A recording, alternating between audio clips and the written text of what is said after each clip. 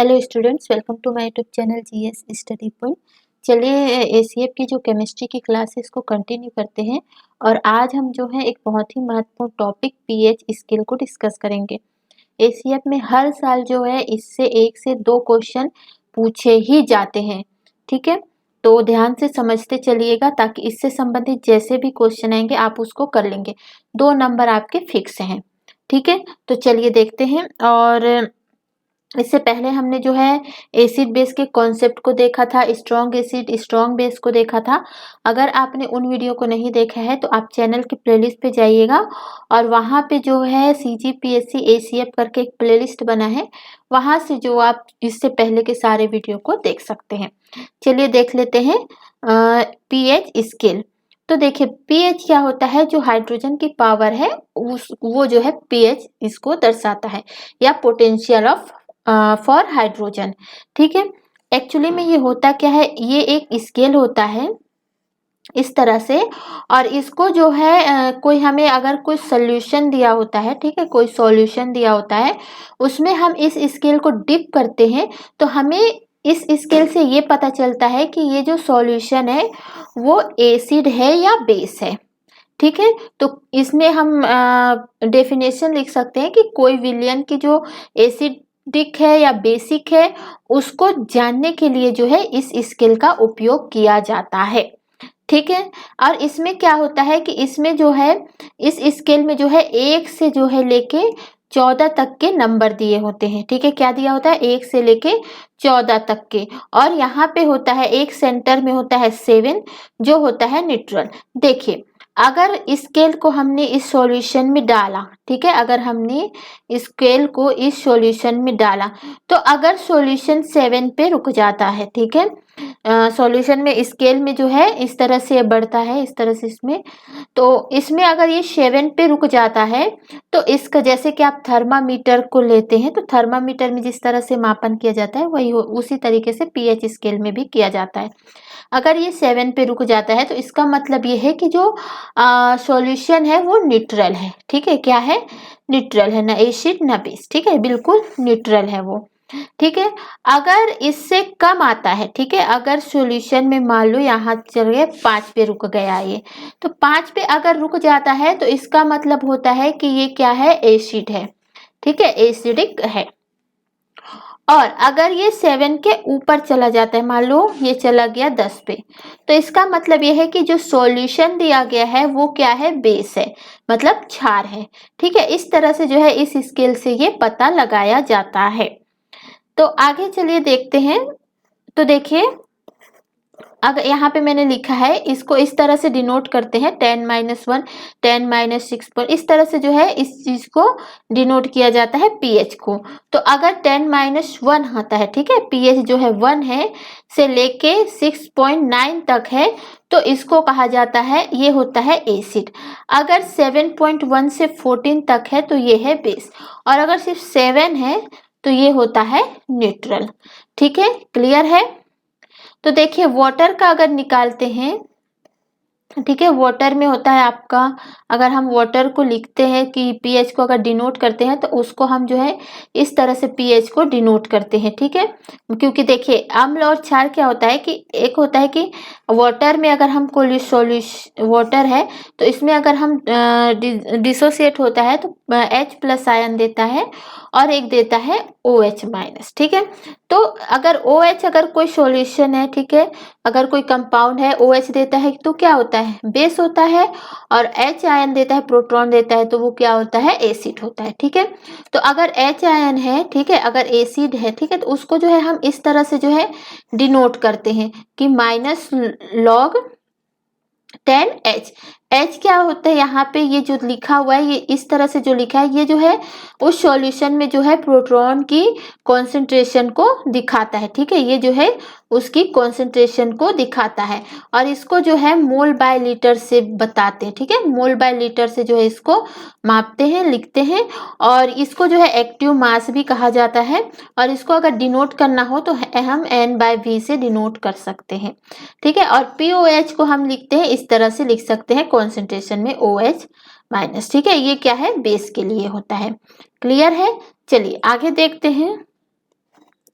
आगे देख लेते हैं डिसोसिएशन ऑफ वाटर और आयोनाइजेशन ऑफ वाटर। इससे क्वेश्चन पूछे गए थे, तो इसको आप ध्यान से समझिएगा। देखिए वाटर अगर हम डिसॉल्व करते हैं, ठीक है, इसमें क्या है, वाटर के डिसोसिएशन या वाटर का जो अपघटन है, उसका जो आयोनाइजेशन होता है, जिस तरह से टूटता है, ठीक है, उसको यहाँ पे दिखाया गया। तो आयोनाइजेशन मतलब दो आयन में ये टूटते हैं, जैसे H2O है, ठीक है, तो ये जो है एक क्या है, प्रोटॉन देगा और ये जो है OH माइनस भी देगा। तो इस तरह से ये टूटा, ठीक है। अब इसको हम जो है दिखाएंगे कैसे, अगर हमें जो है इसका कांस्टेंट निकालना है, तो हमने जो है इक्विलिब्रियम कांस्टेंट में देखा था कि प्रोडक्ट बाय क्या होता है, प्रोडक्ट बाय क्या होता है, रिएक्टेंट होता है, ठीक है, प्रोडक्ट बाय रिएक्टेंट होता है। तो यहाँ भी जो है के है, ये क्या है, डिसोसिएशन कांस्टेंट है, ठीक है, क्या है, डिसोसिएशन कांस्टेंट है। प्रोडक्ट है आपका OH बाय H2O, इसलिए जो है हमने इसको इस तरह से लिखा हुआ है। अब इसको हम सॉल्व करते हैं, तो जो OH है वो कहाँ चला जाएगा, यहाँ पे चला जाएगा, ठीक है। तो ये हो गया KH2O, और H2O का होता है वाटर होता है। तो हम इसको जो है, इसका कांस्टेंट जो है इस तरह से बनता है, जो वाटर का मतलब वाटर को कांस्टेंट है वो KW, इस तरह से हम इसको लिखते हैं, ठीक है। और ये जो है बचा क्या, ये, तो ये जो होता है आयोनाइजेशन ऑफ वाटर होता है, ठीक है। तो ये पूरा क्या हमारे पास आ गया, डिसोसिएशन ऑफ वाटर का जो एक तरह से मान सकते हैं फॉर्मूला, ठीक है। जैसे कि हमने इक्विलिब्रियम कांस्टेंट में देखा था, उसी तरह से ये है वाटर का कांस्टेंट, ठीक है, वाटर के डिसोसिएशन का कांस्टेंट है, ठीक है। देखिए कई बच्चे प्रोटॉन है वो दिखाई नहीं देता है या एकदम फ्री अवस्था में होता है, तो ये क्या करता है, जो दूसरे जो वाटर के जो मॉलिक्यूल है उसके साथ रिएक्ट करके जो है ये हाइड्रोनियम आयन बना लेता है, ठीक है, क्या बना लेता है, हाइड्रोनियम आयन। तो कहीं कहीं पे हम H प्रोटॉन की जगह हम जो है ये भी लिख सकते हैं, ठीक है। इससे जो है इसकी किसी भी वैल्यू में कोई चेंजेस नहीं होता है, क्लियर है। अब यहाँ पे देख लेते हैं टेम्परेचर से रिलेटेड। तो देखिए वाटर होता है, तो वाटर का जो वैल्यू होता है वो क्या होता है, 10⁻⁻14, ठीक है। अगर हम इसको तोड़ते हैं, जैसे H2O, ठीक है, इसको हमने तोड़ा H प्लस और OH माइनस, ठीक है, तो इसकी वैल्यू होती है ये, और इसकी वैल्यू होगी 10⁻⁻7। तो इसको हम इस तरह से भी इसको डिनोट कर सकते हैं। अगर हमको निकालना है तो हम किस तरह से निकालेंगे, क्योंकि हाइड्रोजन और हाइड्रोक्साइड जो है इक्वल होते हैं, ठीक है। तो वाटर कांस्टेंट जो है इस तरह से हम हाइड्रोक्साइड की जगह H भी लिख सकते हैं, और ये हो गया स्क्वायर, और स्क्वायर जो है यहाँ पे आ गया रूट बन गया, और वाटर क्या है, ये वाटर ही तो है H2O, तो इसका जो है क्या होता है, वैल्यू क्या होता है, 10⁻⁻14, ठीक है। ये फिक्स है कि इसकी वैल्यू यही होती है। तो H का क्या निकल गया हमारे पास, 10⁻7, जो कि क्या है, न्यूट्रल है, ठीक है। तो pH क्या हुआ, इसका न्यूट्रल हुआ, ठीक है।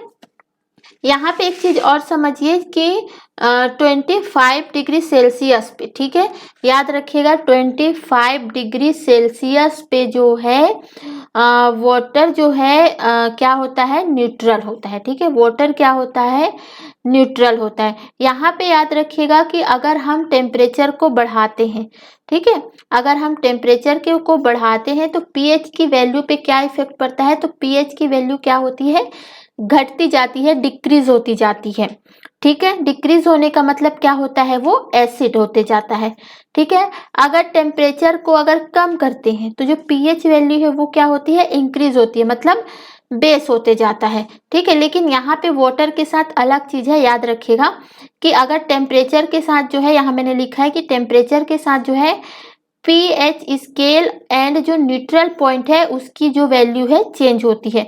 लेकिन क्या है, लेकिन जो वाटर है, वाटर जो है हमेशा जो है न्यूट्रल पॉइंट पर ही होता है, चाहे इसके टेम्परेचर को आप कितना भी बढ़ा लें, ये जो है हमेशा क्या रहेगा, न्यूट्रल पॉइंट पर ही रहेगा, ठीक है। 7 हो जाएगा, 6.75, मतलब ये हमेशा जो है न्यूट्रल पॉइंट पर ही रहता है वाटर, इस चीज को आपको याद रखना। अगर इसकी जगह कोई और एसिड होता तो उसका जो है चेंज होते, उसके जो वैल्यू है वो जो है चेंज हो जाती, ठीक है। लेकिन टेम्परेचर बढ़ाने के साथ पीएच तो डिक्रीज हो जाए, लेकिन वाटर जो है हमेशा न्यूट्रल पॉइंट पर ही रहेगा, इसको आपको याद रखना है। और इसकी जगह अगर कोई और एसिड लेंगे, तो वो अगर कोई और कंपाउंड लेते हैं, ठीक है, तो वो टेम्परेचर बढ़ने के साथ साथ जो है डिक्रीज भी होगा और एसिडिक भी होगा, ठीक है। तो इस बात को आपको ध्यान रखना है। इससे क्वेश्चन भी आया हुआ था, तो इसको जो है हम देख लेते हैं कि ये क्वेश्चन पूछा गया था आपका कि pH of water is 7.0 at 25 degree Celsius, मतलब 25 डिग्री सेल्सियस पे जो है वाटर का जो पीएच है वो क्या होता है, 7 होता है, ठीक है। If water is heated 70 degree Celsius, अगर वाटर को जो है 70 डिग्री सेल्सियस पे अगर हम गर्म करते हैं तो क्या होगा। यहाँ पे लिखा है pH will decrease and solution become acidic, तो नहीं, हमने देखा था कि वाटर जो है हमेशा न्यूट्रल पॉइंट पे रहता है, पीएच तो डिक्रीज होगा लेकिन सॉल्यूशन जो वाटर है वो एसिडिक नहीं होगा, ठीक है। पीएच विल इंक्रीज, ये भी गलत है, क्योंकि पीएच की जो टेम्परेचर बढ़ने के साथ जो है पीएच की वैल्यू क्या होती है, डिक्रीज होती है, तो ये तो ऐसे ही निकल गया, ठीक है। पीएच विल रिमेन कांस्टेंट, तो कांस्टेंट भी नहीं होगा, टेम्परेचर बढ़ने के साथ हमने देखा था टेम्परेचर बढ़ता है तो पीएच वैल्यू डिक्रीज होती है, टेम्परेचर घटता है तो पीएच वैल्यू इंक्रीज होती है। तो है pH will decrease but solution will neutral, तो ये जो है सही है, ठीक है, क्योंकि पीएच की वैल्यू जो है डिक्रीज तो होगी लेकिन जो सॉल्यूशन है क्या रहेगा, हमेशा जो है न्यूट्रल ही रहेगा वाटर का, ठीक है। अगर कोई और कंपाउंड होता तो फिर वो जो है एसिड या बेस होता। क्लियर है इतनी चीजें। चलिए आगे देखते हैं। अब देखिए यहाँ पे जो है क्वेश्चन देख लेते हैं कि पीएच निकालने को क्वेश्चन पूछा जाता है आपका, तो इसको हम यहाँ पे समझते हैं, ठीक है। तो देखिए यहाँ पे है आपका दिया है n बाय, ठीक है, तो 1 बाय क्या हो गया यहाँ पे 1000, ठीक है। अब ये जो है ये क्या हो जाता है 1 बाय 10 माइनस 3, ठीक है। अगर हम इसको जो है इधर लाते हैं, यहाँ से ऊपर करते हैं, तो ये क्या हो जाता है -3, ठीक है। तो अब हमें जो है यहाँ पे दिया हुआ है कि जो n बाय 1000 है, ठीक है, HCl है, तो इसका जो है pH क्या होगा, मतलब जो यहाँ पे HCl का pH वैल्यू क्या होगी। तो यहाँ पे हमने ये बता दिया कि अगर इस तरह से है तो हम जो है इसको इस तरह से सॉल्व करते हैं। अगर आपने मैथ तो पढ़ा ही होगा तो इसको आप आसानी से कर सकते हैं। तो अब इसका निकालेंगे कैसे, तो देखिए H है, H का कितना निकला है, यहाँ पे H का जो है pH जो है तो 10-3, ठीक है। इसको हमने निकाला कैसे, अभी मैंने आपको बताया, ठीक है। यहाँ पे हम जो है pH का log जो है हम निकाले थे कि -log10, तो ये होता है ये प्रोटॉन, ठीक है, ये हमने निकाला था। और इसकी वैल्यू जो है दी क्या हुई है, तो 10-3 दी हुई है। तो यहाँ पे क्या होता है माइनस, ये जो माइनस होता है वो लॉग में जो है सामने आ जाता है, ठीक है, और ये होता है इस तरह से 10, ठीक है। और ये जो है इसको ब्रैकेट में है, इसको जो है लॉग वाले को हम जो है नेक्स्ट वीडियो में जो है देखेंगे कि लॉग वाले जो क्वेश्चन आएंगे उसको आपको किस तरह से करना है। यहाँ मैं आपको शॉर्ट ट्रिक में बताने के लिए मैंने इसको लिखा है, ठीक है। तो इस तरह से जो ये log 10 की जो वैल्यू होती है वो क्या होती है 1 होती है, ठीक है। तो माइनस और माइनस क्या हो गया प्लस 3.1, ठीक है। तो ये क्या हो गया pH इसका क्या आया 3। अब इसको आप शॉर्ट में भी लिख सकते हैं। देखिए यहाँ पे याद रखिएगा, अगर एसिड दिया हुआ है, ठीक है, एसिड और बेस की पहचान आप आसानी से कर सकते हैं, बेस में होगा OH, एसिड में होगा H, ठीक है। अगर एसिड दिया हुआ है, अगर किसी एसिड का कह रहा है कि pH निकालना है आपको, ठीक है, तो आपने इसका दिया हुआ है 10-3, ठीक है। अगर इस तरह से वैल्यू, तो जो पावर में होगा, ठीक है, जो पावर में होगा वही जो है उसका pH होगा, एकदम शॉर्ट में याद रखना है, जो पावर में होगा वही जो है उसका क्या होगा pH होगा। तो HCl का जो है pH क्या होगा -3। आप इस तरह से उसको सॉल्व करेंगे। अगर इस तरह दिया हुआ है तो मैंने पहले बताया कि किस तरह से आपको सॉल्व करना है, फिर जो है आप जो है इसको लिख सकते हैं, ठीक है। अगर बेस में होता है, ठीक है, मान लो NaOH दिया हुआ है, ठीक है, और वैल्यू दी हुई है इस तरह से जो यहाँ पे दिया हुआ है, क्लियर है। अब बोल रहा है कि इसका जो है, इस बेस का जो है आपको pH निकालना है, ठीक है। तो अगर आपको pH निकालना है तो आप क्या करेंगे, जो ये यहाँ पे जो है 3 है, ठीक है, उसको जो है 14 जो है कांस्टेंट होता है, 14 तो रहता है, तो 14 में जो है आप क्या कर देंगे, इसको घटा देंगे, ठीक है।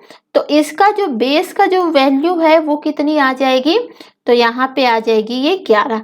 तो NaOH का pH क्या हो जाएगा, 11। तो इस तरह जो है आपको शॉर्ट में याद रखना है, ठीक है।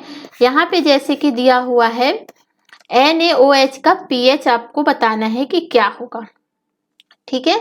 तो यहाँ पे जो है ये दिया हुआ है, तो ये जो माइनस होते हैं इस तरह से जो दिया हुआ है कि 0.0001 NaOH के pH को फाउंड करना है, ठीक है, फाइंड करना है कि क्या होगा। तो यहाँ पे जो है 1 बाय क्या हो जाएगा, कितने हैं, 1 2 3 4, ठीक है। तो 2 3,